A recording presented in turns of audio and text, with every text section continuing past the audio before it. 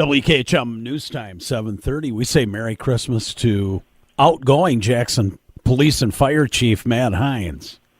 Merry Christmas. How you doing, Matt? I'm doing great. And yourself? Good. Good. Congratulations. Thank you. I appreciate that.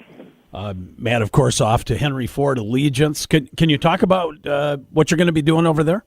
Well, I'll be the security manager for Henry Ford Allegiance, in charge of the security department. So my last day at the police department's today. Then I'm on vacation for a couple weeks, and then I start January 6th at the hospital. Been quite a run for you at JPD.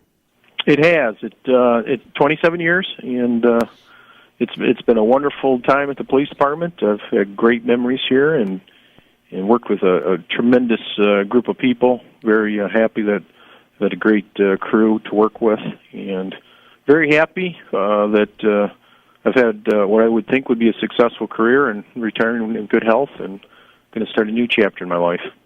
Yeah, I remember one of your first days. I think we enjoyed a 7-Up down with Jerry Ludwig about 27 years ago.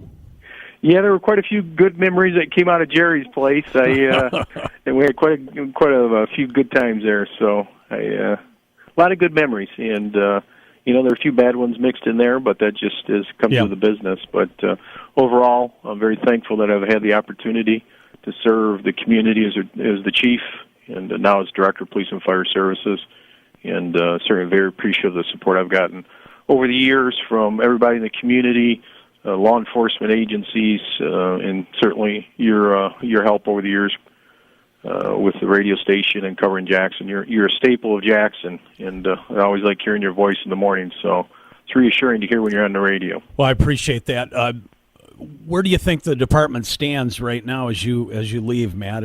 Pretty good shape? Yeah, I do. I certainly do. There are challenges right now in law enforcement across this country, and we try to stay in the front end of those things.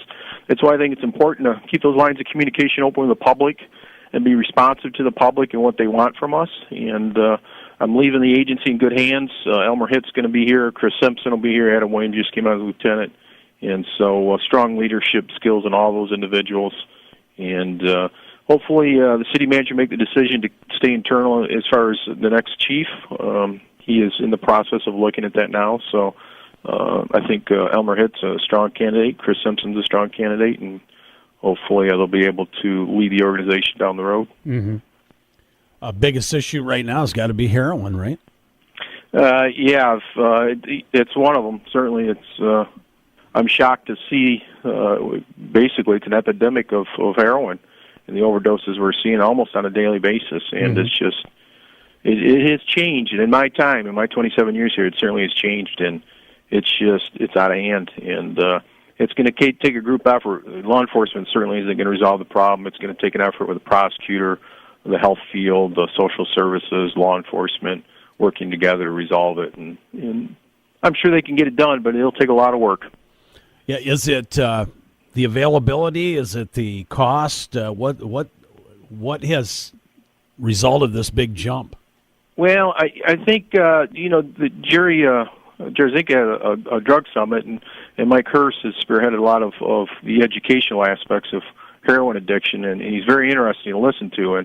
And I think this stems from over prescribing pain medications, and these medications end up in medicine cabinets, and the kids get a hold of these medications, and once that source is exhausted, they're addicted, and they have to turn to another source, and heroin is a readily accessible, cheap source for them. And it's just mind-boggling how much you see out there and who is doing this now. It cuts across all lines in the community, and it's sad to see how it's impacting these young people in the community. Yeah. Of course, staffing's been an issue, and of course, even yourself, Matt, you had to assume the role of head of the fire department. That was a challenge.